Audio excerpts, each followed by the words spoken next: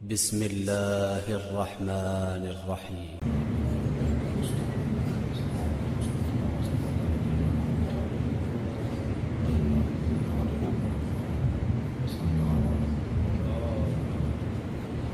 أعوذ بالله من الشيطان الرجيم. بسم الله الرحمن الرحيم.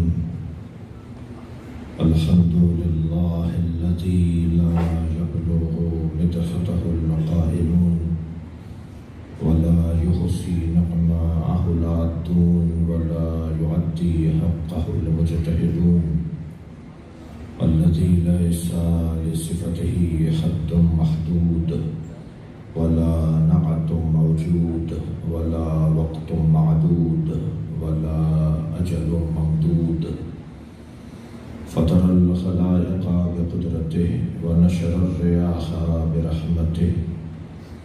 الصلاة والسلام على الرسول المسدد المصطفى العمجد المحمود الأحمد سيدنا ومولانا ومولى الكونين جد الحسن والحسين وعاني والقاسم محمد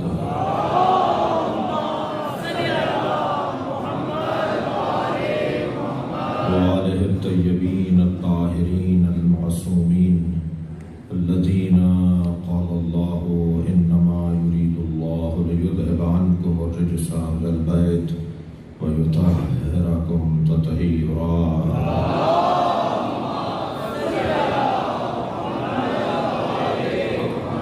ولعنة الله على أعدائهم أجمعين من يوم عداوتهم إلى قيام يوم الدين. أما بعد، قال الحكيم في قرآن الكريم: بسم الله الرحمن الرحيم. والعصر إن الإنسان لفي خسر إلا الذين آمنوا وعملوا الصالحات وتواصوا بالحق وتواصوا بالصبر. صلوات. اللهم صل على محمد وآل محمد. التماس ہے ایک سورہ فاتحہ، 3 مرتبہ سورہ اخلاص. حاضرین مجلس کے محرومین، خاص طور پر بیگم و سید محبوب علی شاہ، زوجہ و سید ممتاز علی بخاری، زوجہ و سید فیاض علی بخاری، سید علی آفتاب نقوی اور برسی ہے مرحومہ مغفورہ سیدہ نرگس نقوی اور جناب ملک منظور حسین کے مرحومین، آپ سب کے مرحومین، رحم اللہ من خلق. الفاتحہ. بسم اللہ الرحمن الرحمن الرحیم.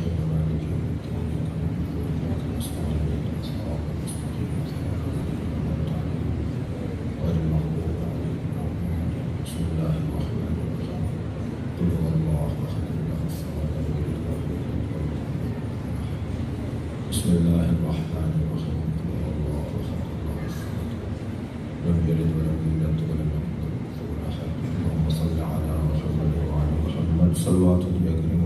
اللهم صل على محمد وعلى محمد. سورہ مبارکہ والعصر قرآن مجید کا مختصر اور مکمل سورہ. خالق کا کلام قرآن اور مخلوق کا کلام نہج البلاغہ. یہ دو ایسے کلام ہیں جو وقت کے محتاج نہیں ہیں. میں اور آپ تو سورج کو دیکھ کر چلتے ہیں، سورج علی کو دیکھ کے چلتے ہیں.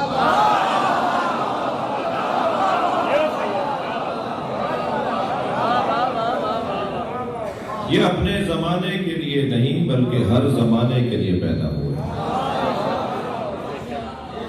جس علی کا 11واں پوتا امام زمانہ ہو، اس علی کی زمانے پہ گرفت کتنی ہوگی. میری اور آپ کی عزت اسی میں ہے. محاورہ بول گیا. میری اور آپ کی عزت اسی میں ہے کہ ہم اس دروازے سے جڑے رہے ہیں. میں جہاں بیٹھا ہوں، آپ جہاں بیٹھے ہیں، اس سے اچھی جگہ نہیں ہے. دنیا کہاں بیٹھی ہے مجھے اس سے غرض نہیں، مگر ہم جہاں بیٹھے ہیں وہاں سے جنت کا راستہ ہے.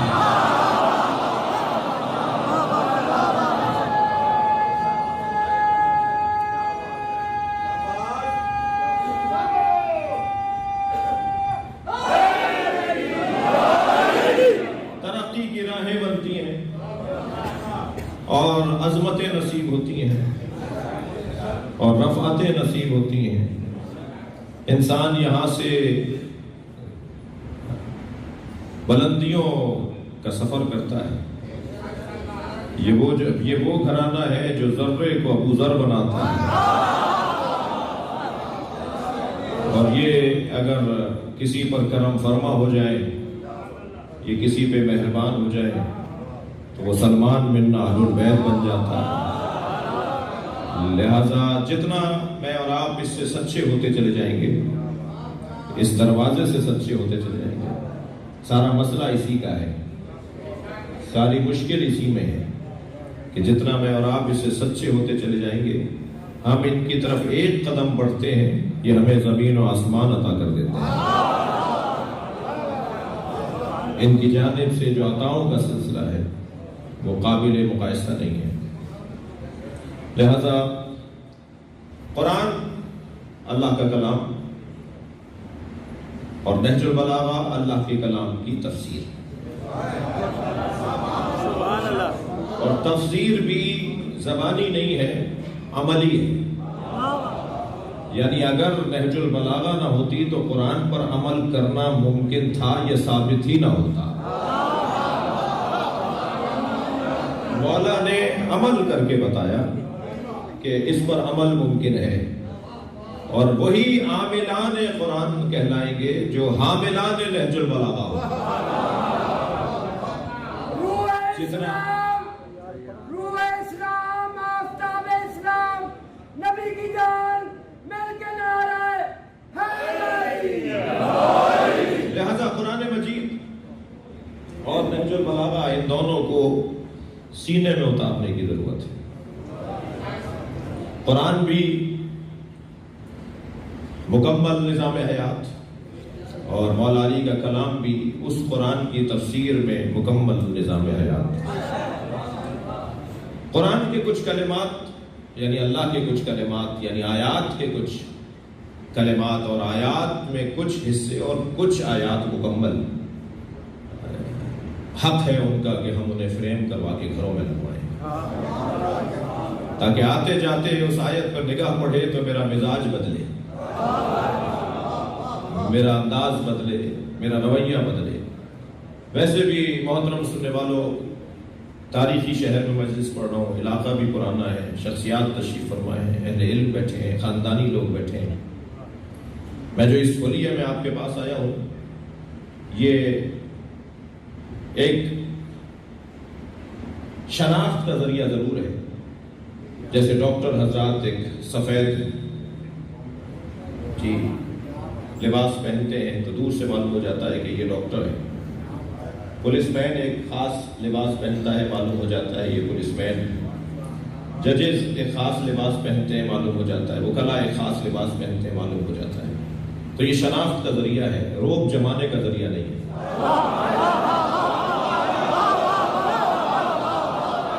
ویسے بھی میں اور آپ ہم سب ایک کیفیت میں ہیں، اور کیفیت یہ ہے کہ ہم سب لباس پہنے بیٹھے ہیں، سب لباس پہنے بیٹھے ہیں. لباس عربی زبان کا لفظ ہے، اور عربی میں لباس کے معنی ہے دھوکہ.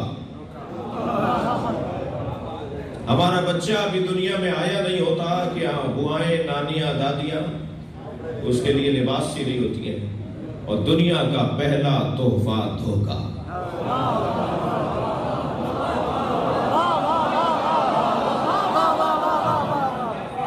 یہاں وہ دنیا میں قدم رکھتا ہے، دنیا کا پہلا تحفہ دھوکہ.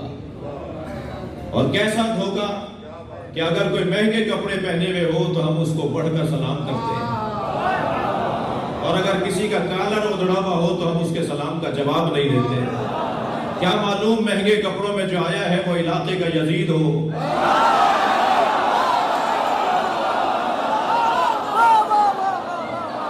اور کیا معلوم جس کے کالر ادھڑا ہوا ہے وہ علاقے میں اللہ کا ولی ہو.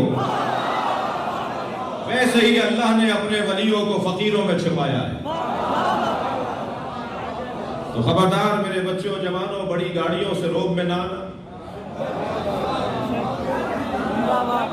اونچے مکانوں سے دبنا نہیں، اور ٹھیلا لگانے والے سے الجھنا نہیں. کیا معلوم کہ کون کس ہولیے میں ہو. میں اور آپ جس جگہ بیٹھے ہیں وہاں اینک بدلی جاتی ہے. یہاں بیٹھنے والوں کی اینک تبدیل کروائی جاتی ہے. اگر سرخ شیشوں کی اینک لگا لیں تو شلجم بھی چقندر نظر آتا ہے. ہمیں حسین مجلس میں بٹھا کر وہ دکھانا چاہتے ہیں جو حسین نے کربلا میں دیکھا.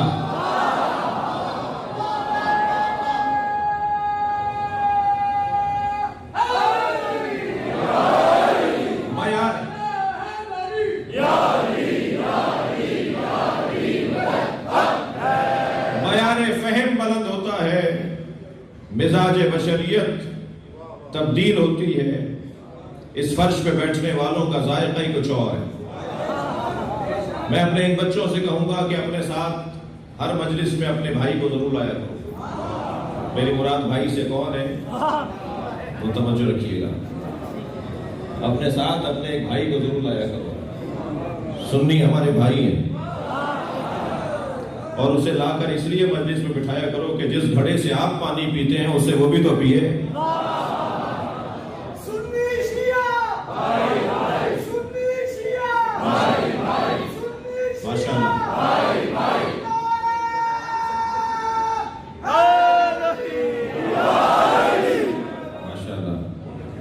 توجہ ہے. تھوڑا سا آ جائیے دوبارہ میرے ساتھ. یہ جو ذائقہ ہے نا، یہ جو ذائقہ ہم لیتے ہیں، یہ ذائقہ کچھ ہم جس مشرب کے لوگ ہیں، ہم جہاں سے پانی پیتے ہیں وہ چشمہ گندا نہیں ہے، میٹھا ہے.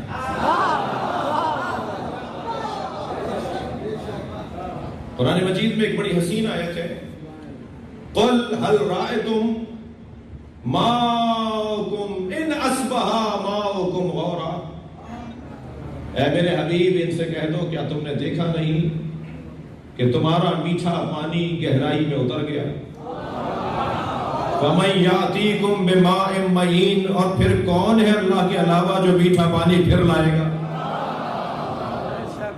وہ جو 12واں میٹھا پانی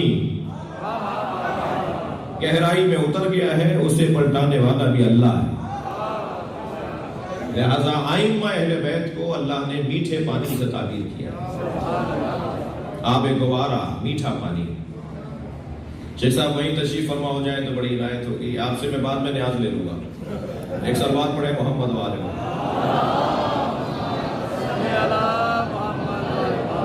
وہی اس سے بہتر سلوات پڑھ سکتے ہیں آپ.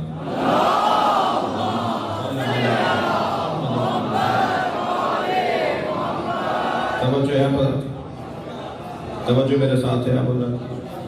عرض یہ کر رہا تھا کہ قرآن کی کچھ آیات ہیں جنہیں فریم کروا کے گھروں میں لگانے کی ضرورت ہے، اور آتے جاتے اس پہ نگاہ پڑے گی تو ہمارے مزاج میں، ہمارے رویوں میں فرق آئے گا. میں ایک جملہ کہنا چاہ رہا تھا تو اس جملے کی وجہ سے کئی اور جملے ہو گئے، اور وہ یہ کہ جو میں لباس پہنے بیٹھا ہوں، جو یہ پولیس مین، یہ ڈاکٹر، یہ ججز جو لباس پہنتے ہیں، یہ شناخت کا ذریعہ ہے.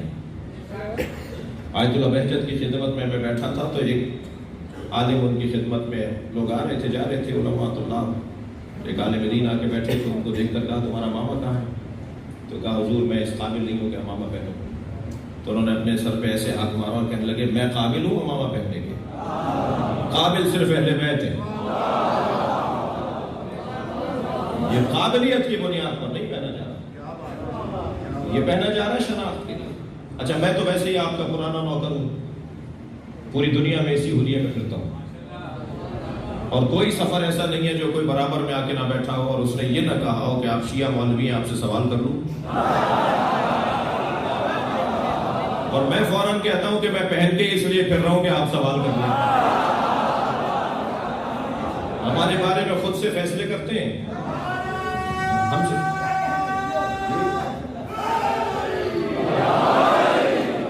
نہیں پوچھتے کہ بھئی آپ کا یہ عقیدہ کیوں ہے، آپ کا یہ نظریہ کیوں ہے. بھئی ہم سے پوچھیں نا. کالے کپڑے تو میں پہنتا ہوں نا تو میں ہی جواب بھی دوں گا نا. ماتم میں کرتا ہوں تو اس کی دلیل بھی میرے پاس ہوگی نا. میں ہاتھ کھول کے نماز پڑھتا ہوں تو دلیل بھی میں دوں گا نا. میں سجدہ رکھ کر اس پہ سجدہ اللہ کو کرتا ہوں تو اس کا جواب بھی میں ہی دوں گا، ایسا ہی ہے نا؟ میں یا علی مدد بولتا ہوں تو جواب بھی میں دوں گا نا؟ اب یہ کیا بات ہوئی کہ آپ کی کتاب میں لکھا ہے کہ 40 پاروں کا قرآن تھا، 10 پارے فلاں کی بکری کھا گئی، بکری آپ کی ہے، جواب ہم دیں؟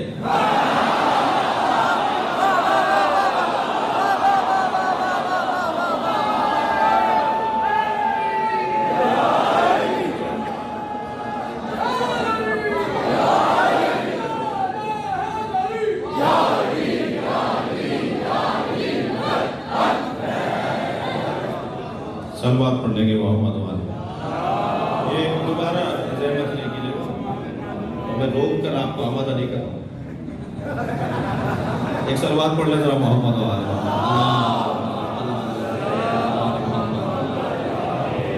یہ کیونکہ مجلس ہو رہی ہے، یہ محفلوں کا اور قوالیوں کے اندر مزاج ہے، اپنی محفلوں کو اور مجلسوں کو آرٹس کونسل کے جلسے نہ بنائیے۔ سلوات پڑھ ذرا محمد والے۔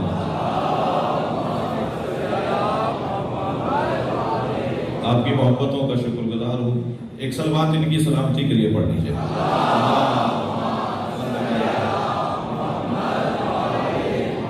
توجہ ہے حضرات کی؟ میں کچھ بات کرنا چاہ رہا ہوں، اور وہ یہ کہ اسلام رویوں پر توجہ دیتا ہے، ہولیوں پہ توجہ نہیں دیتا۔ اسلام ہولیوں کا نام نہیں ہے، رویوں کا نام۔ چال بتائے کہ علی والا جا رہا ہے، بولنے کا انداز بتائے کہ اہل بیت کا پرستار ہے، طریقہ واردات بتائے کہ ہے کون۔ علی جسے مارتے تھے نا، اس جنازے کے دونے ٹکڑے بتاتے تھے مجھے علی نے مارا ہے۔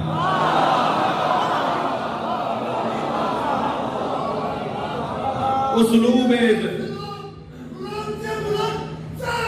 اللہ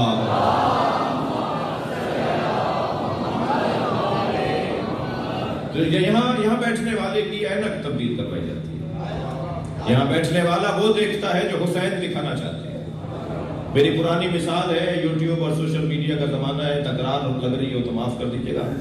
میں ایک جگہ سے گزر رہا تھا، رستے میں سانپ بیٹھا ہوا تھا، تو میرے بڑھتے ہوئے قدم رک گئے۔ میں نے سوچا آگے بڑھوں گا تو یہ موذی ہے، حملہ کرے گا۔ تو لوگوں نے بڑے تبصرے شروع کیے، دیکھو مولانا کو بڑی شجاعت کی باتیں کرتے ہیں، سانپ سے ڈر رہے ہیں۔ اب میں سوچنے لگا عقل مندی کا ثبوت دوں یا ان کے چڑھانے میں آؤں۔ بہت سارے لوگ چڑھا کے غائب بھی ہو جاتے ہیں، تو میں کھڑا سوچ رہا تھا کہ مجھے کرنا کیا چاہیے۔ یہ چھوٹا سا بچہ برابر میں آ کے کھڑا ہوا، کہنے لگا مولانا یہ پلاسٹک کا ہے۔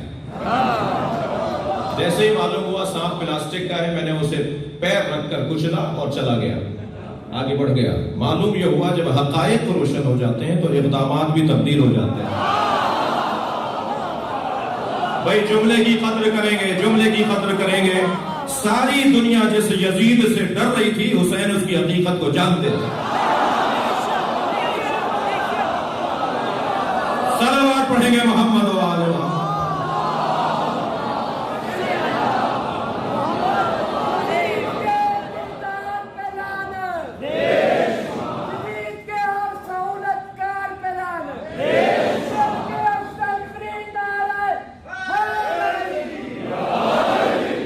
لہذا خبردار میرے بچوں جوانوں، اللہ نے دنیا ہمارے لیے بنائی ہے۔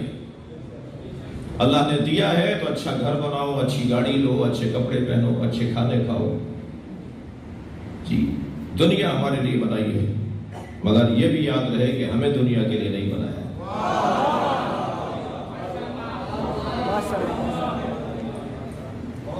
ہمیں دنیا کے لیے نہیں بنایا۔ قرآن میں ایک بڑی حسین آیت، ساری آیتوں کی طرح، وَسِيقَ الَّذِينَ اتَّقَوْا رَبَّهُمْ إِلَى الْجَنَّةِ زُمَرًا، صاحبان تقویٰ کو جنت میں فرشتے دھکا دے کے لے جا رہے ہوں گے۔ اچھا اس سے پہلے والی آیت یہ ہے کہ مجرموں کو اللہ کے فرشتے مجرموں کو دوزخ میں دھکا دے کے لے جا رہے ہوں گے۔ تو دوزخ میں دھکا دے کر لے جانا تو سمجھ میں آتا ہے۔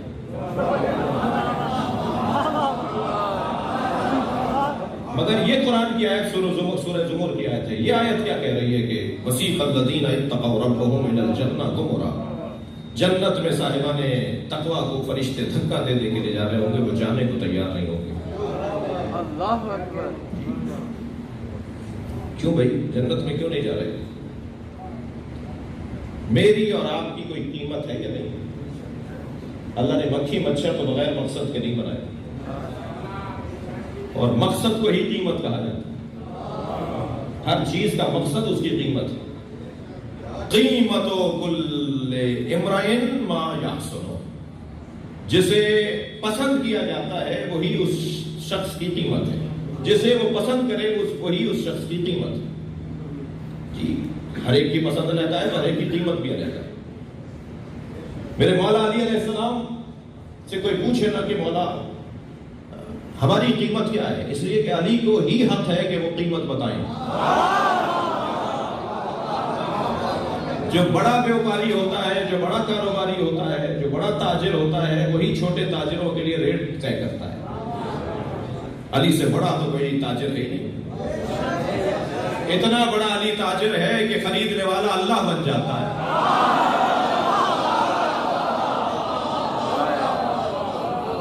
علی کا خریدار اللہ۔ چھوٹے بچے سے خریدنا اور بیچنا مکروہ ہے۔ نابالغ بچہ اگر دکان پہ خریدنے آئے تو دکاندار توجہ کریں، نابالغ بچے کو بیچنا اور اس سے خریدنا یہ مکروہ ہے، اس لیے کہ نابالغ بچے کو، چھوٹے بچے کو آپ نے بچے ہوئے پیسے دے دیے، رستے میں اسے گر گئے تو وہ گھر جا کے کہے گا کہ یہی دیے تھے، اور ابا اماں آئیں گے کہ تم نے میرے بچے کو پیسے پورے نہیں دیے۔ آپ کتنا ہی کہتے رہیں گے کہ میں نے پورے پیسے دیے، تمہاری اور آپ کی اس دکاندار کی بات نہیں مانی جائے گی، سب کہیں گے بچے کے پیسے کھا لیں۔ اس لیے اسلام نے دروازہ ہی بند کر دیا، بچے سے کہو اپنے بڑے کو لے کے آؤ۔ جی فساد سے بچو بھائی، یہ 200 روپے کے چکر میں 2000 دینے پڑ جائیں گے۔ ایسے ہی پاگلوں سے کاروبار کرنا مکروہ ہے، یعنی جس کی عقل کمزور ہو اسے لین دین کرنا مکروہ ہے، یعنی خرید و فروخت میں معیارات ہیں۔ ہر ایک کو بیچ نہیں سکتا، ہر ایک سے خرید نہیں سکتا۔ طویل سجدے ادا کریں اس بات پر کہ ہم علی کے دروازے پر بیٹھے ہیں، اس لیے کہ علی وہ بیچنے والا ہے کہ جس کو اللہ خریدنے والا ہے۔ اب اتنا بڑا بیچنے والا اور اتنا بڑا خریدنے والا، وہ علی بتائیں گے کہ میری اور آپ کی قیمت کیا ہے۔ تو مولا علی نے فرمایا اے انسان لا تبیعک الا الجنہ، اپنے آپ کو جنت سے کم نہ بیچنا۔ علی نے ہماری قیمت جنت لگائی ہے۔ توجہ چاہوں گا، میری بات پوری نہیں ہوئی جی، مگر میرا سوال یہ ہے، یہ کم سے کم قیمت لگائی ہے علی نے یا زیادہ سے زیادہ؟ کم سے کم قیمت لگائی جاتی ہے کہ اس سے کم بیچو گے تو نقصان رہے گا، زیادہ تمہاری قسمت، زیادہ تمہاری محنت۔ علی والا نے آپ کی میری جو قیمت لگائی ہے وہ کم سے کم قیمت جنت لگائی ہے، زیادہ سے زیادہ جنت نہیں ہے۔ اب سمجھ میں آتا ہے کہ جنتیوں کو دھکا دے کر کیوں لے جا رہے ہوں گے، وہ قیمت کم لگی ہے۔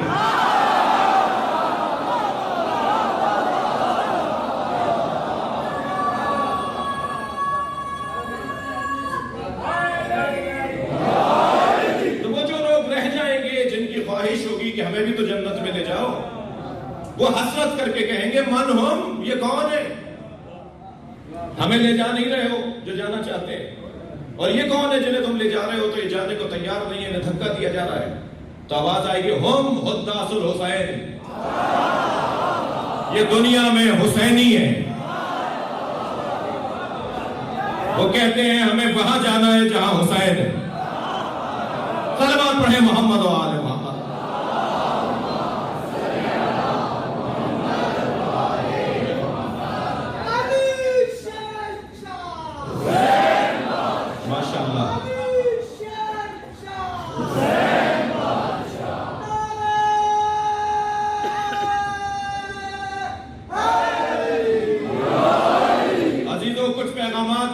مقدماتی مجھے یہاں 2 دن آنا ہے نا، نہیں تو کچھ مقدماتی گفتگو سن لیجئے۔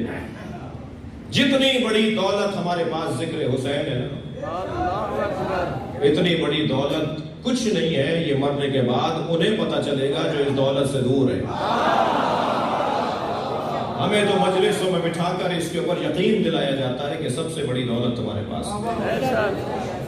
ذکر امام حسین سے جڑ جانا اس سے بڑی قیمت نہیں ہے، اس سے بڑی دولت ہے۔ مجھے سمجھ میں نہیں آتا جب عزاداری کا وقت آتا ہے، جب جلوس اور مجلس اور نیاز نظر اور امام بارگاہ سجانا بنانے کا وقت آتا ہے، تو لوگوں کو کچھ یتیم اور بیوائیں بھی یاد آتی ہیں کہ اتنا خرچہ کرتے ہو، علاقے میں بیوائیں بھی تو ہیں، علاقے میں یتیم بھی تو ہیں۔ میں ان سے کہوں گا کہ آپ ذکر امام حسین کے ساتھ بیواؤں اور یتیموں کے فنڈز کو نتھی نہ کریں۔ آپ کے گھر میں 2 موٹر سائیکل ہیں، ایک بیچ دیجیے۔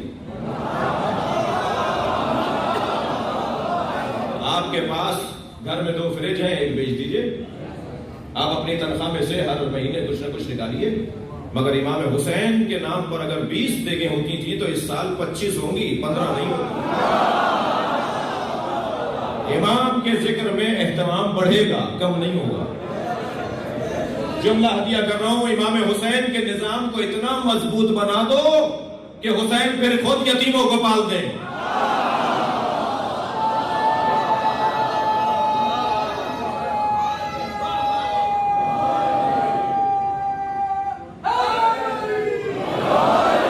لہذا اسے مضبوط کرنے کی ضرورت ہے۔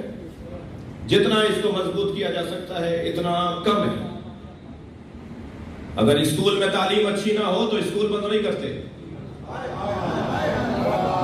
ٹیچر تبدیل کرتے ہیں، بہتر سے بہتر ٹیچر کی تلاش میں، اچھے سے اچھے معلم کی تلاش میں رہنا میرا اور آپ کا کام ہے۔ ہم یہاں بیٹھے ہوئے ہیں تاکہ ہم کچھ لے کر جائیں، اور اس میں سب سے بہتر بات یہ ہے کہ ہمارے رویے تبدیل ہو جائیں، ہمارا انداز بدل جائے، ہمیں حسین سے کچھ مل جائے۔ یہ نام وہ نام ہے کہ جس نام سے لوگوں کو کی زندگیاں بدلتی ہیں۔ جی، لہذا اہتمام کی ضرورت ہے، انتظام کی ضرورت ہے، توجہ کی ضرورت ہے۔ اور میں ان جوانوں سے بھی جملہ کہوں کہ اس میں آپ کا اور میرا کوئی کردار نہیں، یعنی ممبر میری وجہ سے نہیں ہے،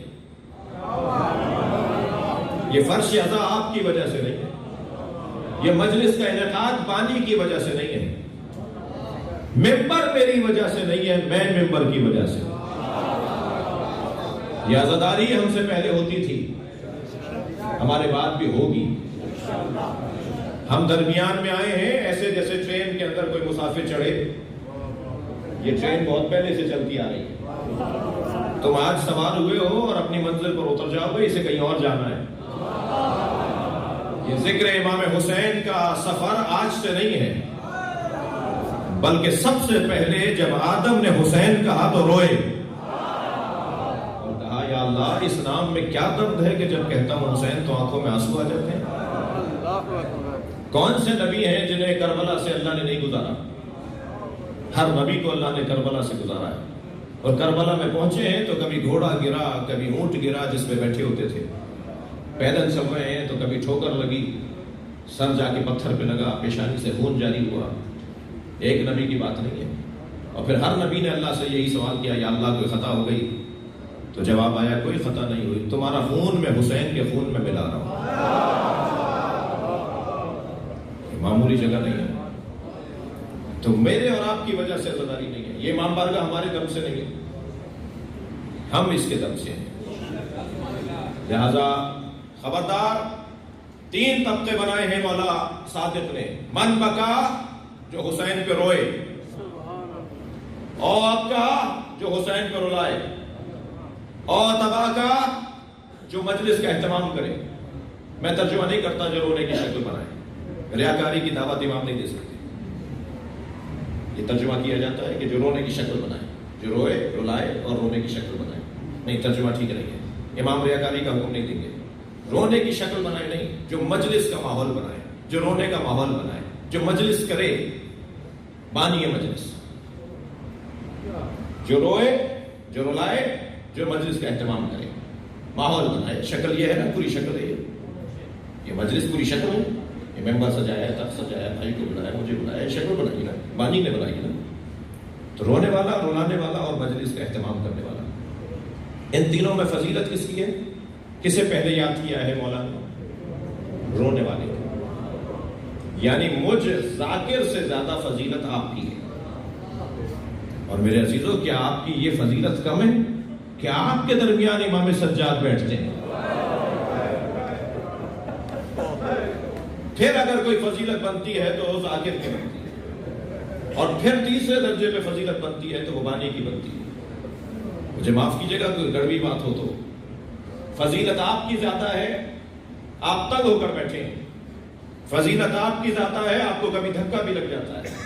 فضیلت آپ کی زیادہ ہے، آپ پریشانی بھی اٹھاتے ہیں جی. اور میں اور مجھ کے میرے بعد جو بانی ہے وہ زیادہ معتبر کہلاتے ہیں. میں یہاں بیٹھ کر آپ کی توہین بھی کر رہا ہوتا ہوں کبھی کبھی جی. یہ بہت بری بات ہے. کیا معلوم کہ سننے والوں میں کون ہو؟ سننے والوں میں کون ہے اس کا اس سال 21 رمضان کو میرا یقین بڑھا ہے. کراچی لشکر پارک کی مجلس پڑھتے ہوئے پابندیاں تھیں کہ جی کرونا ہے، اور آپ نے بھی الحمدللہ اکثر نے ماسک لگایا ہوا ہے، اور جنہوں نے گلے میں لگایا ہوا ہے تو یہ ماسک ناک اور منہ کے لیے دیا گیا ہے، گلے کے لیے نہیں. اس کا ذرا خیال کر لیجیے گا. الحمدللہ لاہور میں ماحول اچھا ہے، کراچی میں ماحول اچھا ہے، اسلام آباد پنڈی میں ماحول اچھا ہے. چھوٹے شہروں میں توجہ کم ہے. پابندی تھی کہ صاحب فاصلے سے بیٹھیں گے، ماسک لگا کے بیٹھیں گے، اور صاحب سینیٹائز کیا جائے گا، اور یہ ہوگا. ایک خاص تناؤ کی کیفیت تھی. میں نے ممبر پہ بیٹھ کے خطبہ پڑھ کر میں نے مجمع سے مخاطب ہو کر کہا کہ آؤ میرے ساتھ اللہ کی بارگاہ میں. یا اللہ، اس 1 لاکھ سے زیادہ کا مجمع میرے سامنے تھا.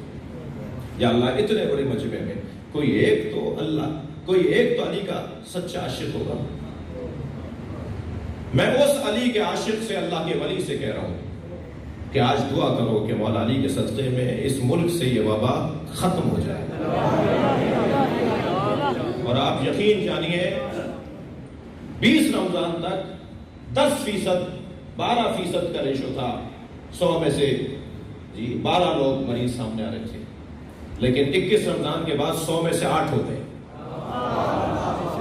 ہم بہت ساری چیزوں کو تو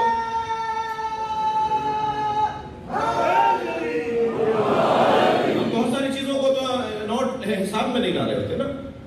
وہ 12 میں سے 8 ہو گئے. اگر 12 میں سے 13 بھی ہو جاتے نا، یہ کچا کھا جاتے ہمیں. یہ پورے ملک میں اتنا ڈھول پیٹتے کہ شیعوں نے کرونا پھیلا دیا، لیکن علی نے ہم پہ احسان کیا. مولا کے ذکر نے ہم پر احسان کیا. اور نہ معلوم کون اللہ کا ولی بیٹھا تھا، کون علی کا سچا عاشق بیٹھا تھا جس نے اس وقت دعا کی، اور پورے پاکستان سے وبا کم ہونا شروع ہو گئی. لہذا آپ سے بھی گزارش کروں گا کہ آپ کے درمیان اگر کوئی برابر والا آپ کو کونی چبو دے، کسی سے لات لگ جائے، کسی سے آپ کو تکلیف پہنچے، تو اسے برداشت کریں. میں ایک جگہ بیٹھا تھا کہ میرے برابر میں ایک مل آنر بیٹھے تھے جن کی فیکٹری میں سینکڑوں ڈرائیور ہیں، ہزاروں نوکر ہیں. ان کی فیکٹری کا ایک ڈرائیور کودتا پھاندتا آگے آیا، اور بیٹھتے بیٹھتے اس نے اپنے مالک کو لات بھی ماری. اور یہ مڑ کر اسے دیکھنے لگے، سوچنے لگے اس کو کچھ کہیں. پہچان گئے کہ کون ہے، سوچنے لگے اس کو کچھ کہیں، اسے اٹھائیں. فوراً حسین نے خیال ذہن میں ڈالا یہ تمہارا نوکر نہیں ہے. یہ ذات کی نفی، یہ اپنی نفی کی جو مشق ہے وہ ہمیں اس فرش اعضا سے نصیب ہوتی ہے. آپ سب جوتیاں اتار کے بیٹھے ہیں نا جی. ہم مجلس میں جوتیاں اتار کے بیٹھتے ہیں نا، سب وہاں اتار کر آئے نا. یہ جو جوتیاں ہم وہاں اتار کر آئے نا، علی نے اس کا نام دنیا رکھا ہے. ہم اپنی دنیا چھوڑ کر آتے ہیں. باہر 2 کروڑ کی گاڑی میں آئے ہوں گے، مگر یہاں آ کر ہم سب فقیر ہیں. یہ مشق کون کرواتا ہے؟ یہ ذکر ہمیں یہ مشق کرواتی ہے.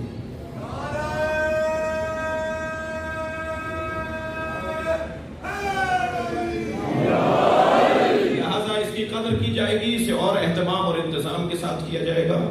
وہ آیات قرآن مجید کی میں مضمون پر آ رہا ہوں، وہ آیات قرآن مجید کی جنہیں فریم کروا کے گھر میں لگانے کی ضرورت ہے. ان میں سے مثلاً ایک آیت سورہ مبارکہ تکویر کی آیت ہے. فَأَيْنَ تَذْهَبُونَ، اللہ ہم سے پوچھ رہا ہے کہاں جا رہے ہو؟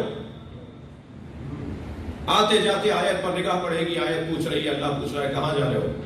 جاتے ہوئے جواب ہے کہ کہاں جا رہے ہو تو جاؤ، اور اگر جواب نہیں ہے تو کہاں جا رہے ہو؟ ہمارے آنے جانے پہ اللہ ہم سے پوچھ رہا ہے کہاں جا رہے ہو؟ مولا کائنات فرماتے ہیں الدہر یومان، زمانہ 2 دن ہی کا ہے، یوم علیک و یوم لک، ایک دن تیرے خلاف رہے گا، ایک دن تیرے حق میں رہے گا۔ تو علی نے تو پہلے ہی بتا دیا تھا کہ ایک دن تیرے خلاف بھی آئے گا، تو پھر پریشانیوں میں پریشان ہونے کی ضرورت کیا ہے؟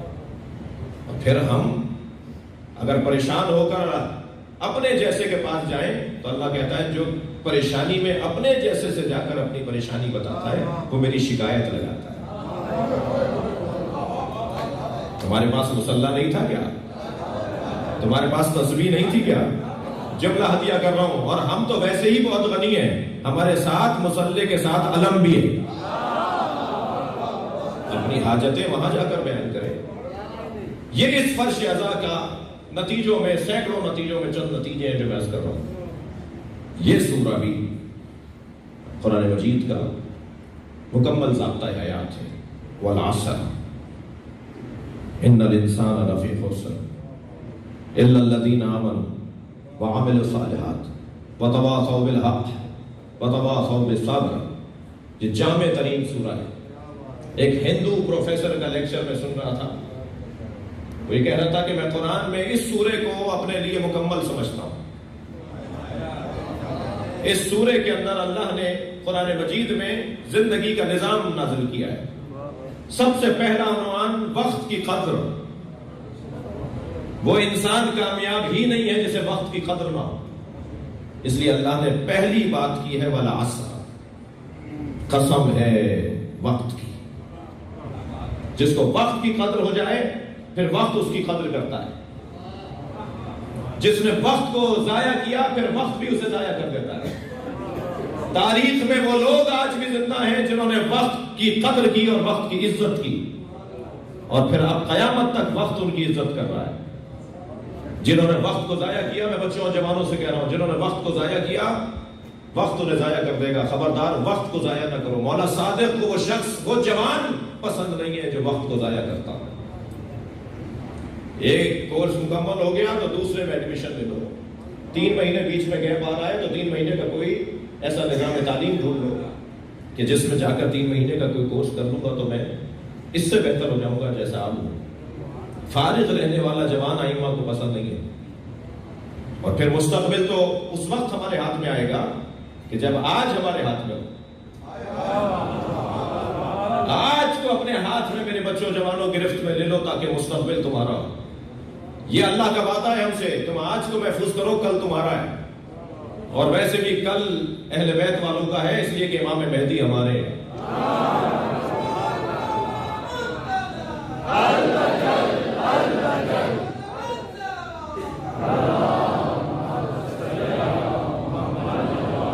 والعصر، قسم ہے زمانے کی۔ اللہ نے وقت عصر کی قسم کھائی ہے۔ ذاتی طور پر عصر کی تو کوئی تعظیم نہیں ہے، کوئی تکریم نہیں ہے۔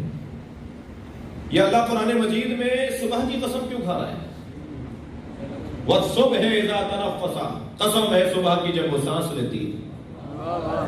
اللہ قرآن مجید میں رات کی قسم کیوں کھا رہا ہے؟ وَاللَّيْلِ، یہ دوپہر کی قسم اللہ نے کیوں کھائی ہے؟ وَالنَّهَارِ، اوقات یومیہ کی اللہ قسم کھا رہا ہے۔ پھر جانوروں کو بھی اللہ یاد کر رہا ہے۔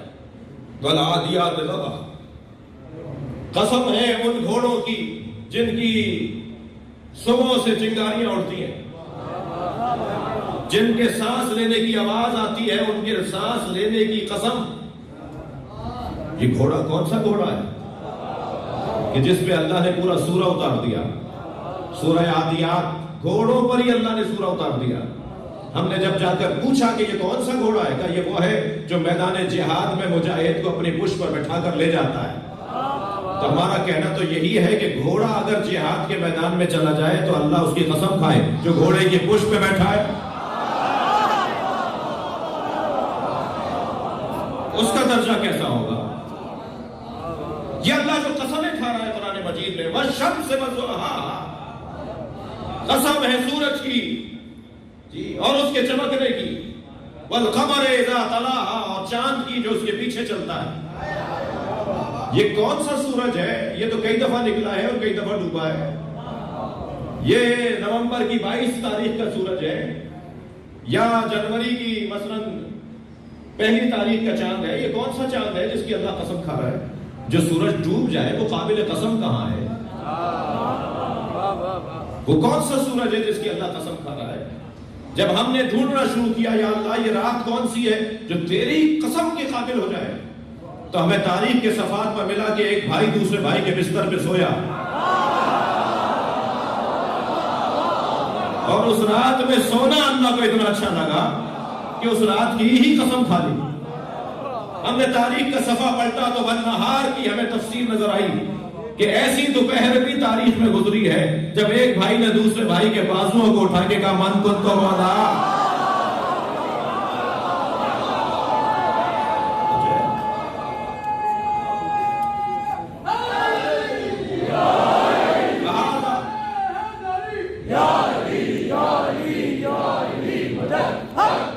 قبلہ کی صحت و سلامتی کے لیے بآواز بلند صلوات۔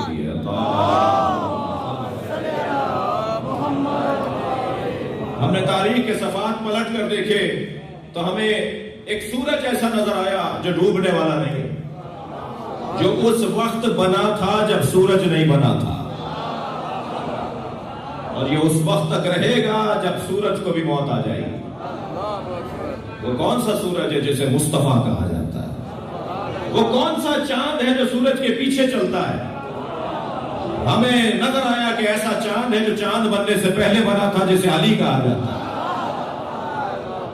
اللہ نسبتوں کی قسم کھا رہا ہے۔ لا اقسم بہذا البلد وانت حل بہذا البلد، قسم ہے مجھے مکے کی۔ کیوں مکے کی قسم؟ وہاں تو پانی بھی میٹھا نہیں ہے، وہاں تو پہاڑی، اتنی پہاڑی زمین پتھریلی ہے کہ وہاں تو بور کرنے پہ بھی پانی میٹھا نہیں نکلتا۔ تو اللہ نے مکے کی قسم کیوں کھائی ہے؟ اس سے اچھے بڑے شہر تھے یا نہیں؟ فوراً کہہ دیا اس لیے کہ میرا مصطفیٰ وہاں رہتا ہے۔ اگر مصطفیٰ وہاں رہے تو اللہ مکے کی قسم کھا رہا ہے۔ ووالد وما ولد، اور قسم ہے ایک والد کی اور ایک ولد کی۔ بھائی مجھے پتا ہے کہ مفسروں نے والد سے مراد حضرت ابراہیم لیے اور ولد سے مراد حضرت اسماعیل لیے، مگر میں تو اس سے بڑی تفسیر کرنے جا رہا ہوں۔ اللہ قرآن مجید میں ابو طالب اور علی کی قسم کھا رہا ہے۔ قسم ہے والد یعنی ابو طالب، اور قسم ہے ولد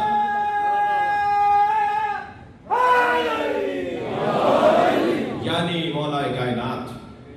تو اگر ان شہروں سے کسی کا تعلق نبی کا تعلق ہو جائے، مولا علی کا تعلق ہو جائے، تو اللہ اس شہر کی قسم کرتا ہے۔ جانور منسوب ہو جائے تو اللہ اس کی تعظیم چاہتا ہے۔ نسبتوں کی بنیاد پر اللہ نے امام اعظم ابو حنیفہ وہ اہل سنت کے عالم نہیں ہے، ہمارے عالم بھی ہیں۔ یہ تقسیم پر نظر ثانی کی جائے، وہ سنی عالم، وہ شیعہ عالم ہوتا ہے۔ میں ان شیعہ بچوں سے کہوں گا آپ کے محلے میں جو سنی عالم رہتے ہیں پڑھ کر انہیں سلام کیا کرو اور کہا کرو میں شیعہ ہوں، یعنی انہیں سلام کرتے وقت اپنا تعارف بھی کرواؤ۔ ویسے یہ بزدلوں کا کام علی علی کرنا نہیں ہے۔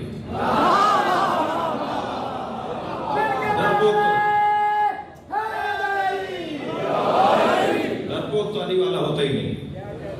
توجہ کر رہے ہیں؟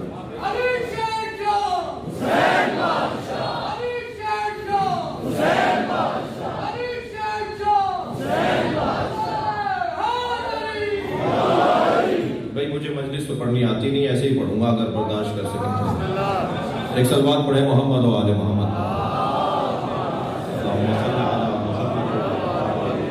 سمجھ ہے حضرات کی؟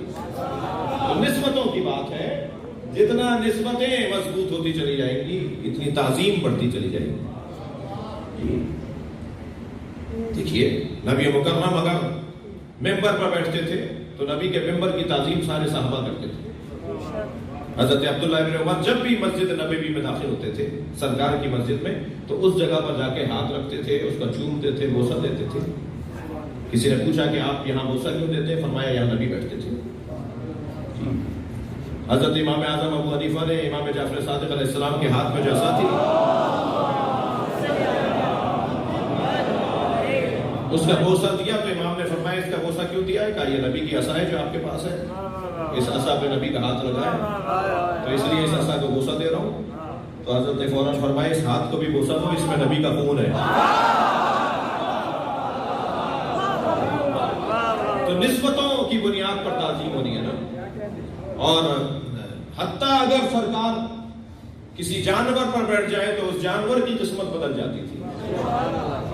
سرکار تو جہاں جس اونٹ پر بیٹھ جائیں، جی تھوڑا سا میں اپنے ان دوستوں کو تسلی دے کر بات کرنا چاہ رہا ہوں جو ائمہ کی ولایت تکوینی کے قائل نہیں ہیں، ائمہ کے کمالات کے بارے میں شک و شبہ کا شکار ہیں، جو ائمہ کے فضائل اور مناقب اور کمالات کو کہتے ہیں کہ یہ غلو ہے، یہ شرک ہے، ان سے میں کچھ گزارش کر دوں۔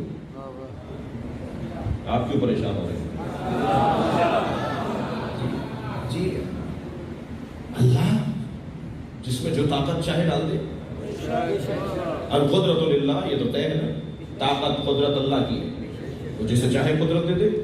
میرا سوال یہ ہے وہ اونٹنی جس پہ نبی بیٹھ کے مدینے آئے، سرکار فرما رہے ہیں جس کے گھر پہ رکے گی میں وہیں رہوں گا۔ نبی کی تو اونٹنی کو اتنا شعور تھا جتنا کسی اور کو نہیں تھا۔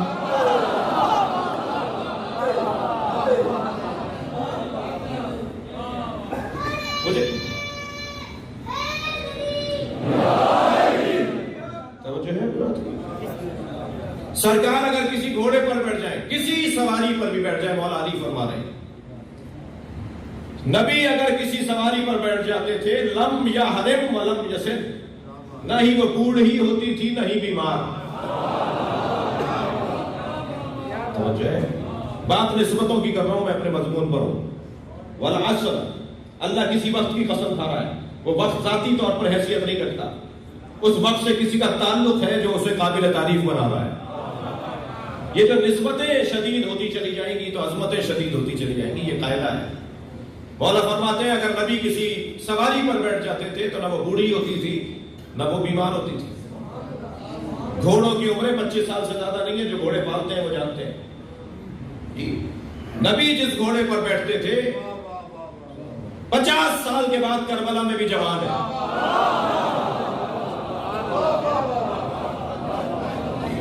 امام حسین کا گھوڑا سب نے لکھا ہے نا کہ نبی کی سواری تھی۔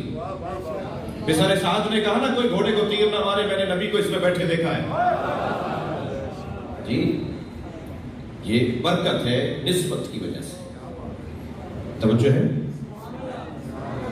ایک گونگے کو مولا صادق نے اپنے منہ میں کنکریاں لی، اس پہ لعاب لگا، فرمایا اس کو ذرا اپنے منہ میں لے لو۔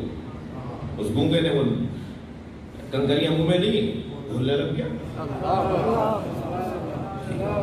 جس کے لعاب میں اتنا دم ہو اس کے خون میں کتنی تاثیر ہوگی۔ یہ نسبتوں کی بحث ہے۔ تسلی دیجیے، تھک تو نہیں رہے۔ سرکار فتح خیبر کے موقع پہ جب مال غنیمت تقسیم کر رہے تھے نا، تھکے تو نہیں ہیں؟ تو سرکار نے دیکھا کہ مال غنیمت میں کچھ جانور بھی آئے ہیں اور ان جانوروں میں ایک گدھا بھی ہے، اور وہ گدھا رسی چھڑا چھڑا کر نبی کی طرف لپک رہا تھا۔ تو سرکار نے ایک صحابی سے فرمایا اس کی رسی چھوڑ دو، دیکھو یہ کرنا کیا چاہتا ہے۔ جیسے ہی رسی اس کی کھولی وہ دوڑ تب آیا، نبی کے پیروں کا بوسہ دیا اور نبی سے کہنے لگا میرے آباء و اجداد کی پشت پر کوئی نہ کوئی نبی یا وصی نبی بیٹھا ہے، کچھ مدت سے ہماری پشتوں پر کوئی نبی یا وصی نبی نہیں بیٹھا، آپ خود کچھ دیر میرے اوپر سواری کیجئے، یا علی سے کہیے مجھ پہ بیٹھ جائے۔ سرکار نے کچھ دیر اس میں سواری کی اور پھر اپنے اصحاب سے فرمایا یہ آج کے بعد مجھ سے منسوب ہے، اس کا نام میں یافور رکھتا ہوں۔ سرکار کی جو سواریاں تھیں ان میں ایک گدھا تھا جس کا نام یافور تھا۔ سرکار نے فرمایا یہ میری سواری ہے، یہ یافور ہے۔ نبی کے بیٹھنے کی برکت سے وہ اتنا سمجھدار تھا کہ سرکار اس کی پشت پر اگر کوئی چیز رکھ کے کہتے تھے فلاں صحابی کو دے کر آ جاؤ، تو یہ اسی کو جا کے دیتا تھا۔ اور اگر فرماتے تھے کہ فلاں کو بلا کر لے آؤ تو اسی کے دروازے پہ جا کے آواز لگاتا تھا جسے نبی نے بلایا ہے. مجھے جملہ کہنے دیجئے جو نبی کی بات کو سمجھے میں اسے گدھا کیسے کہوں؟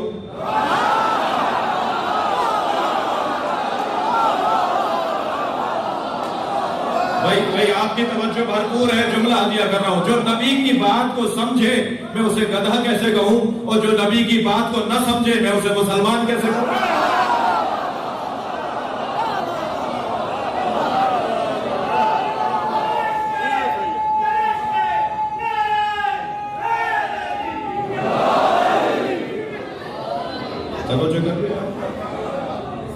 یہی عزیزان گرامی انداز نسبتوں کے باب میں روشن انداز.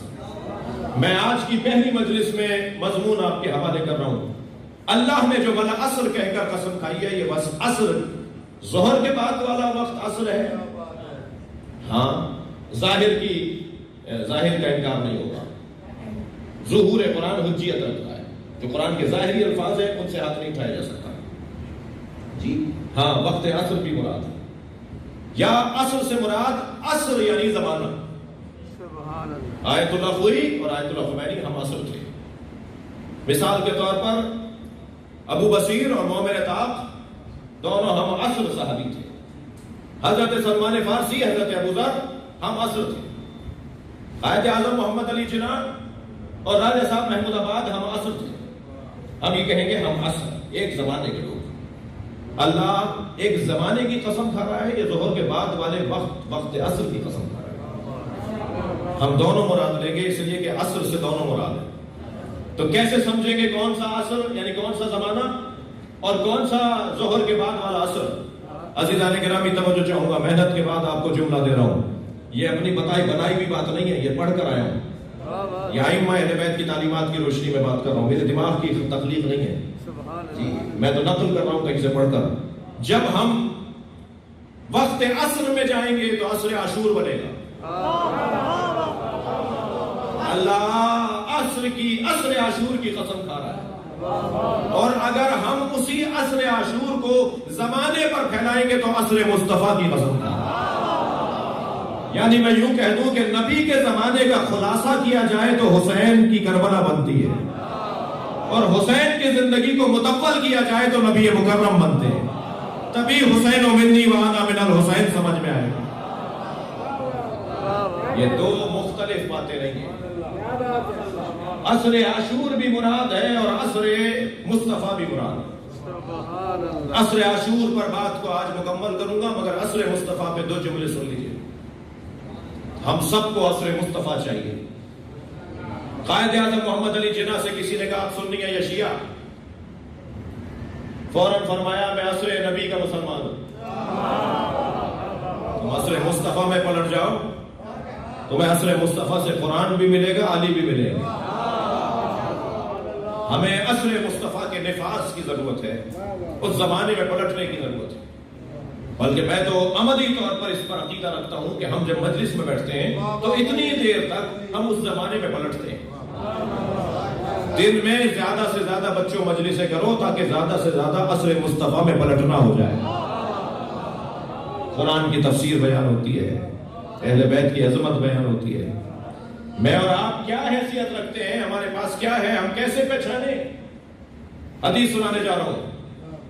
میرے مولا نبی فرماتے ہیں لا یعرف اللہ الا انا وعلی. اللہ کو کوئی نہیں جانتا اور نہیں جانے گا سوائے میرے اور علی کے. اللہ کو کوئی نہیں جانتا, کوئی نہیں جان سکتا سوائے میرے اور علی کے. ولا یعرفنی الا اللہ وعلی, اور مجھے کوئی نہیں پہچان سکتا سوائے اللہ کے اور علی کے. میری کوئی معرفت نہیں رکھتا, اور اگر کوئی مجھے جانتا ہے تو وہ اللہ جانتا ہے اور علی جانتا ہے.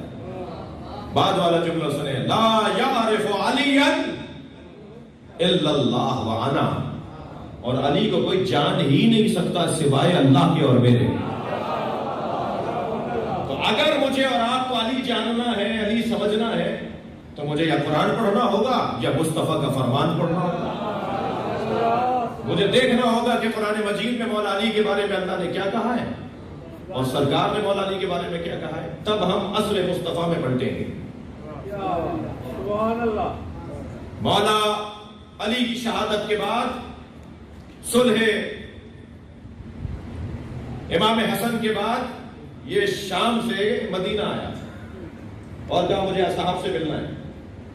اصحاب میں ایک بڑا نام حضرت عبداللہ ابن عباس. ان کی آمد پر تمام صحابہ کھڑے ہو گئے, ان کا احترام کیا. تو انہیں دیکھ کر کہا علی کی رحلت ہو گئی, علی کے بارے میں کچھ کہو. تو حضرت ابن عباس نے مولا کی شان میں نازل شدہ آیات کی تلاوت کرنا شروع کی.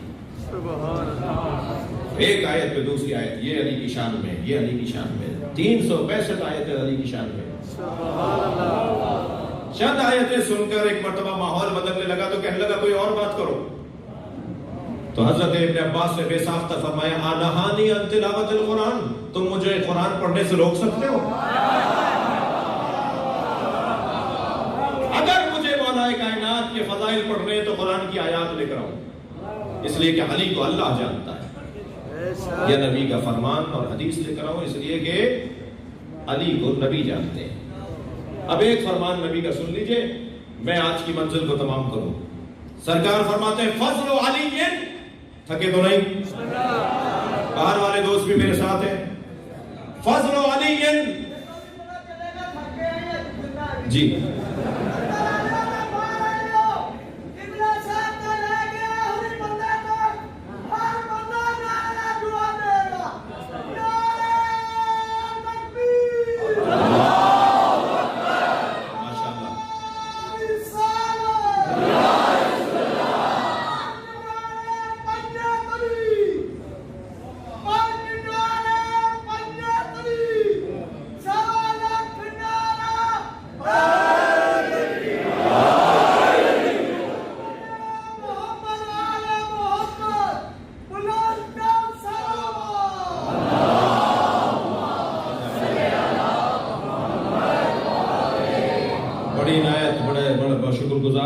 نبی فرما رہے فضل علی علی هذه الامہ کفضل شہر رمضان علی سائر الشہور.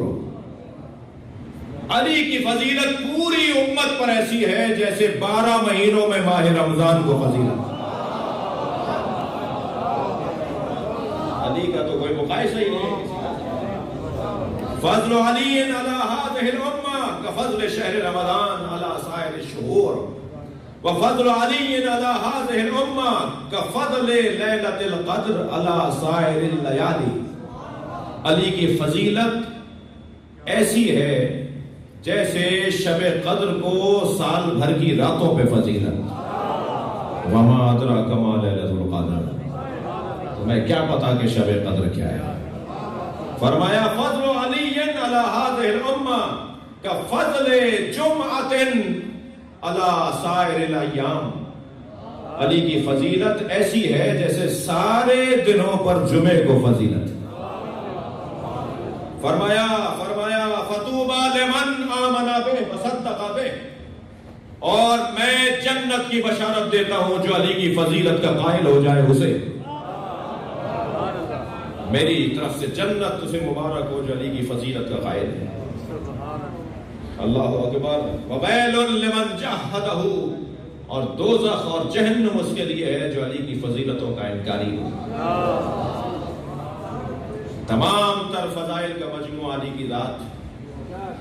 کون سی ایسی فضیلت ہے جو یہاں کمال پر رشک کرتی ہیں فضیلتیں جس کے نام پر کہ علی نے ہمیں منہ لگایا ہے,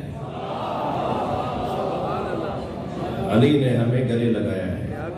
وہ فضیلت علم ہو تو علی سے بڑا کوئی عالم نہیں, بلکہ میں جملہ کہتا ہوں علی عالم نہیں تھے, علم تھے. علی کی ذات علم, علی کا مکمل وجود علم. علی مسکرائیں تو علم بٹے, علی ناراض ہو جائیں تو علم, علی خاموش رہے تو علم, بولے تو علم. علی آتے تھے یعنی علم آتا تھا. یہ وجود عادل نہیں تھے مولا علی, عدل. مجھے اندازہ ہو رہا ہے آپ تھک رہے ہیں.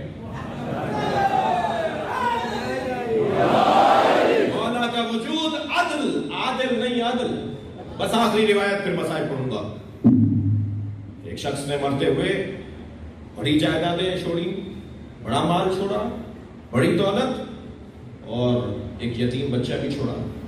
اپنے بھائی کے حوالے یتیم بچہ کرتے ہوئے کہا کہ جب یہ جوان ہو جائے تو جو تمہارا دل کہے وہ اسے دے دینا. اور یہ بچہ جوان ہوا تو اس نے چاچا سے کہا کہ چاچا مجھے میرے باپ کا مال دے دو. تو انہوں نے آواز لگائی اپنے نوکر کو کہ 1000 درہم اسے دے دو. اس نے کہا جی 1000 درہم تو آپ کے ایک نوکر کی تنخواہ بنے گی، میرا باپ تو بہت کچھ چھوڑ کر گیا ہے، مجھے تو سارا مال چاہیے. کہ تمہارے باپ کی وصیت ہے، جو میں چاہوں وہ دے دوں، میں چاہوں لے لوں. بچہ عدالت میں چلا گیا. دور حضرت عمر کا ہے. اور ایک مرتبہ قاضی نے فیصلہ سنایا کہ اس کے مطابق، تمہارے باپ کی وصیت کے مطابق، اس نے تمہارے اپنے بھائی سے تمہارے چچا سے کہا کہ جو چاہو دے دینا. تو یہ تو 1000 درہم چاہتا ہے، لے لو. 1000 درہم ملا. اس نے بچے نے تسلیم نہیں کیا فیصلہ، اور روتا پیٹتا علی کے دروازے پہ چلا. اور اگر کوئی علی کے دروازے پر سوالی آ جائے تو وہ خالی ہاتھ نہیں جاتا. مولا نے اس کا ہاتھ پکڑا اور دربار میں تشریف لائے. حاکم وقت نے فرمایا کہ یہ فیصلہ تو قاضی کا ہے. قاضی سے جا کر کہا، بلایا گیا، جی آپ نے فیصلہ دیا. انہوں نے کہا جی آپ کا مقام بہت بلند ہے، مگر میں نے فیصلہ تو تحریر کے مطابق دیا ہے. اس کے باپ نے فیصلہ کیا تھا جو چاہو دے دینا، تو آپ جو دے رہا ہے وہی لینا پڑے گا. مولا نے فرمایا نہیں، اسے 1000 درہم اس کے چاچا کو دے دو، باقی اس کو دے دو، اس لیے کہ یہ اسے چاہتا نہیں ہے، یہ اسے چاہتا ہے.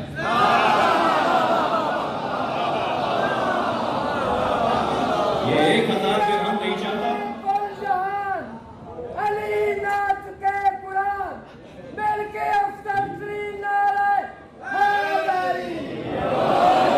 یہ جتنا مال رکھ رہا ہے یہ اسے چاہتا ہے نا. تو باپ نے تو وصیت کی جو چاہے وہ دے دے.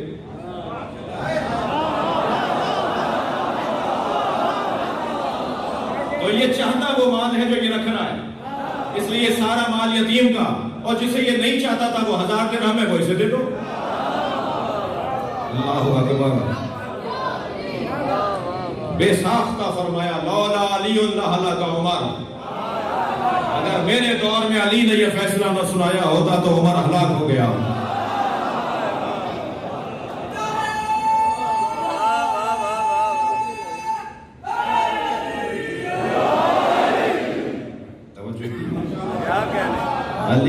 علی عدل ہے، علی علم ہے، علی شجاعت ہے، علی سخاوت ہے، علی غیرت ہے، علی عزت ہے، علی شہامت ہے، علی عیبت اللہ ہے. اللہ علم اپنا جہاں رکھتا ہے اس صندوق کو علی کہا جاتا ہے.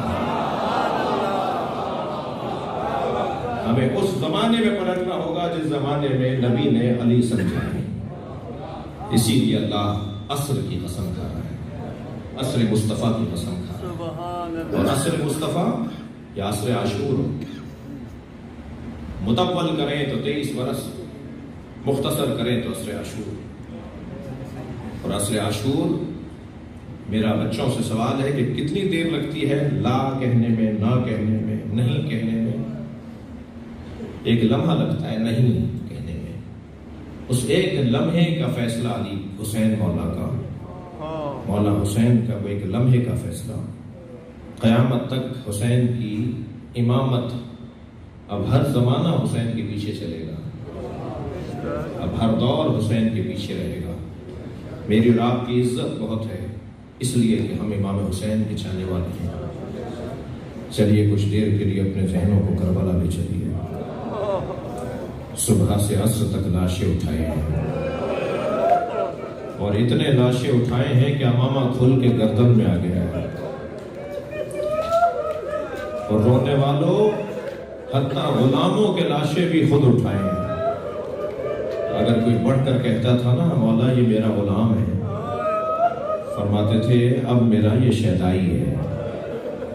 جون کا لاشا خود اٹھایا، حافظ کا لاشا خود اٹھایا، شوزب کا لاشا خود اٹھایا.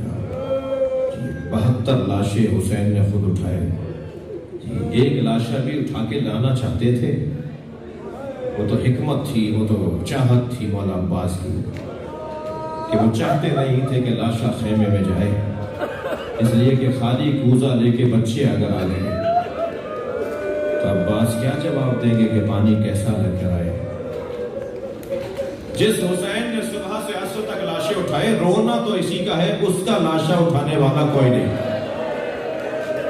اجرکم اللہ، اجرکم اللہ، آپ کی آوازیں بلند ہیں۔ 3 دن زہرا کے لال کا لاشا زمین کربلا پہ بے گور و کفن رہا۔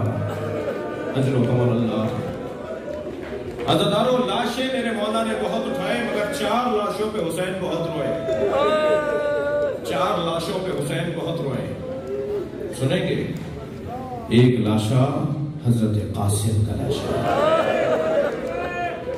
اپنے بھتیجے کا لاشا اٹھا کر لائے اور فریاد کر رہے تھے، نوحہ پڑھ رہے تھے، تیرے چچا پہ بڑا گراں ہے۔ اجرکم اللہ، اجرکم اللہ۔ آوازوں کو آزاد کریں گے، مجھے 2-3 منزلیں رکھنی ہیں۔ تیرے چچا پہ بڑا گراں ہے، تو مدد کے لیے پکارے اور تیرا چچا تیری مدد نہ کر سکے۔ کیسے اٹھا کے لائے ہیں لاشا، اس کا بیان بڑا مشکل ہے، لیکن عزاداروں جب لاشا لے کے خیمہ گاہ پر پہنچے نا، تو خیموں کے باہر بیویوں کا مجمع تھا، بیویوں کی قطار تھی، ساری بیویاں استقبال کرنے باہر آئی ہوئی تھی۔ جناب زینب نے بڑھ کر بھائی کو سہارا دیا، مگر حسین کی نگاہیں کسی بیوی کی طرف توجہ تھی کہ ابھی آواز آئے گی ایک بیوی کی جو رو کر مجھ سے لاشا لے گی۔ وہ کون سی بیوی ہے؟ وہ اس بچے کی ماں ام فروا، امام حسن کی زوجہ، امام حسین کی بھابھی۔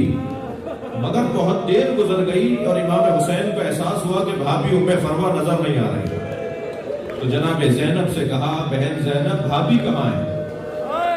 تو ایک بی بی کی آواز آئی، جب قاسم کے گرنے کی خبر آئی تھی تو ام فروا پشت خیمہ پہ چلی گئی تھی۔ جناب زینب چند بیویوں کے ساتھ خیمے کی پشت پر گئی تو کیا دیکھا؟ پیشانی سجدے میں ہے۔ اجرکم اللہ۔ اور جناب ام فروا تسبیح پڑھ رہی ہے، شکران شکران، یا اللہ تیرا شکر ہے تو نے میری قربانی قبول کر لی۔ اجرکم اللہ، اجرکم اللہ۔ آوازیں بلند ہیں، اللہ آپ کو کوئی غم نہ دے۔ جناب زینب نے دیکھا کہ ذکر مکمل ہوا تو آواز دی، بھابھی آپ کو حسین بلا رہے ہیں۔ بی بی ام فروا اٹھی اور آ کر وہاں بیٹھ گئی جہاں لاشا رکھا ہوا تھا۔ سامنے مولا حسین کھڑے ہیں، یہ اپنے بچے کے لاشے کے برابر بیٹھ کر وہ ٹکڑے ٹکڑے لاشا دیکھنے لگے، اور لاشا دیکھ کر انتہائی وقار کے ساتھ، انتہائی ہمت کے ساتھ، قربان چاہیں ان بیویوں پر ہمارے ماں باپ، ان کی جوتیوں پر ہمارے ماں باپ قربان، انتہائی وقار کے ساتھ کہا، بھائی حسین آپ اپنی گردن سیدھی کر کے کھڑے ہو۔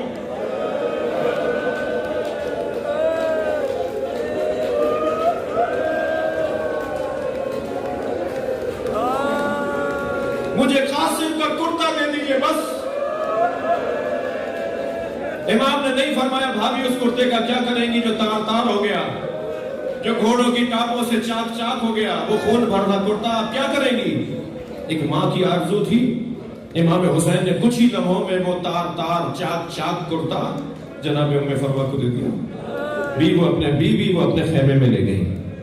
عزاداروں سنیں گے، عصر عاشور خیمے لوٹے، تبرکات لوٹے گئے، زیورات لوٹے گئے، بستر چھینے اور کھینچے گئے، چادریں اتاری گئی، زیورات اتارے گئے۔ تصور میں ایک مرتبہ جائیں تو ہماری حالت غیر ہوتی ہے۔ ہماری بچی کی طرف اگر کوئی اجنبی دیکھے، ہمارا وہ دل خراب ہو جاتا ہے۔ اگر ہماری بچی دوڑتی بھی آئے اور ہم سے لپٹ کے کہے کہ فلاں نے مجھے مارا ہے، ہمارا حال غیر ہو جائے گا، شاید غیرت مند انسان تو مر جائے گا۔ اسی لیے تو رو رہے ہیں کہ کہاں کہاں سکینہ نے امام سجاد سے نہیں کہا اجرکم اللہ، اجرکم اللہ۔ خیمے لٹے، تبرکات لٹے، یہ لٹا ہوا قافلہ کوفہ سے شام گیا، شام میں اسیر رہا۔ اسیر سے رہائی کے موقع پہ تبرکات واپس آئے، چادریں واپس آئیں، زیورات واپس آئے۔ ہر ایک بیوی نے اپنی اپنی گٹھڑی اٹھائی ہوئی تھی۔ بی بی ام فروا نے بھی اپنی گٹھڑی سینے سے لگائی تھی۔ یہ قافلہ کربلا آیا، کربلا سے مدینہ گیا، جب مدینہ پہنچے نا تو بی بی نے فرمایا میرا اونٹ جنت البقیع لے چلو. بس آخری جملہ کہہ رہا ہوں. جنت البقیع پہنچی, قبر حسن کے, امام حسن کی قبر کے برابر میں بیٹھی, کٹھڑی کھولی, خون بھرا گھٹنا نکالا, امام حسن کی قبر پر پھیلا دیا.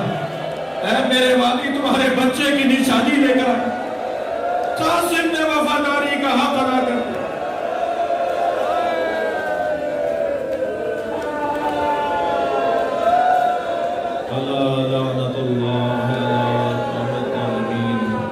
یا اللہ ان آوازوں پر رحمت نازل فرما. مرحومین مغفورین, خاص طور پہ مرحومہ مغفورہ کے درجات کو بلند فرما. امام زمانہ کے ظہور میں تاجیل فرما.